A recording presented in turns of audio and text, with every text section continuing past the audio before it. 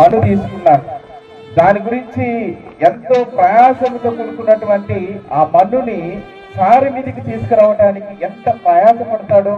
దాంట్లో రాళ్ళు ఉంటాయి, గాజు పెంకులు ఉంటాయి, ముళ్ళ కంపు ఉంటుంది.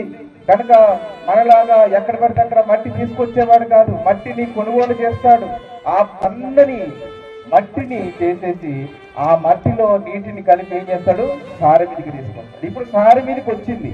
సారి మీదకి వచ్చిన తర్వాత ఇప్పుడు ఆయన ఒక పాత్రను చేయాలని అనుకున్నాడు. ఆ పాత్ర చేస్తున్నప్పుడు ఆ చేతిలో నుంచి మట్టి ఏం చేయబోతుందంట, విడిపోతా ఉంది.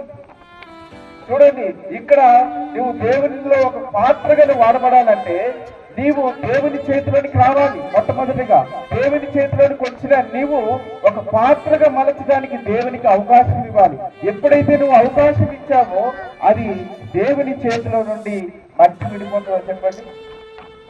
ఇక్కడ కొమ్మరి చేతిలో నుండి మట్టి విడిపోగా దాన్ని మరలా ఏం చేస్తున్నాడు, పాత్రను చేయడానికి ఇష్టపడతా ఉన్నాడు. ఇక్కడ చూడండి, కొండలు మనం తీసుకోవడానికి వెళ్ళినప్పుడు అక్కడికి వెళ్ళిన తర్వాత మనకి మంచిగా ఉన్న కుండలే తీసుకుంటాం. ఓటి కుండ తీసుకుంటామా, కొంచెం క్రాక్ వచ్చిన పగిలిన ఆ కుండలు ఏం చేస్తాము, పక్కన పెట్టేస్తా ఉంటాం.